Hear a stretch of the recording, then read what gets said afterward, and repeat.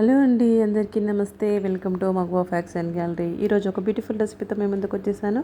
అదేంటంటే ప్రసాదాలు చేస్తాం కదా అమ్మవారికి, కానీ ఈ విధంగా నైవేద్యాలు. అందులో దద్దోజనం అనేది చాలా అమ్మవారికి ఇష్టమైన రెసిపీ అన్నమాట. ఆ రెసిపీ చాలా ఈజీగా చేసుకోవచ్చు ఎవరైనా. అండ్ ఇప్పుడు ముందుగా వైట్ రైస్ ఉడికించి పెట్టుకోండి. నేను బాస్మతి రైస్ వాడాను ఇందులో.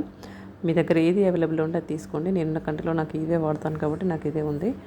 అండ్ ఇందులోకి కర్డ్ బాక్సెస్ ఉంటాయి కదా, సో మీ దగ్గర ఏ కర్డ్ అయితే అవైలబుల్లో ఉందో స్వచ్ఛంగా మీరు చేసుకొని తోడు వేసుకొని పెట్టుకోండి అమ్మవారికి అయితే. సో నా దగ్గర అది పాసిబుల్ కాదు, బట్ ఈ విధంగా చేయండి. ఈ విధంగా కలిపేసుకొని కొద్దిగా వాటర్ యాడ్ చేశాను, ఎందుకంటే బాగా గట్టిగా ఉంది కాబట్టి. సో వాటర్ యాడ్ చేయకుండా వేసుకోవాలి ప్రసాదాలకి.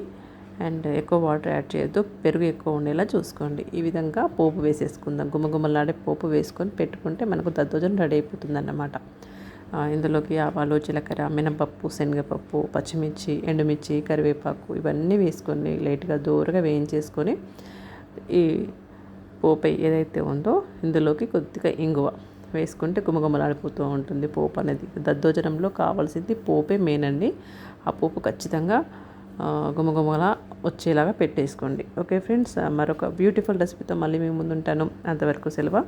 మరి ఈ రెసిపీ నచ్చితే తప్పకుండా లైక్ చేయండి, షేర్ చేయండి. మన ఛానల్ ఇంకా సబ్స్క్రైబ్ చేసుకోకపోతే తప్పకుండా సబ్స్క్రైబ్ చేసుకోండి.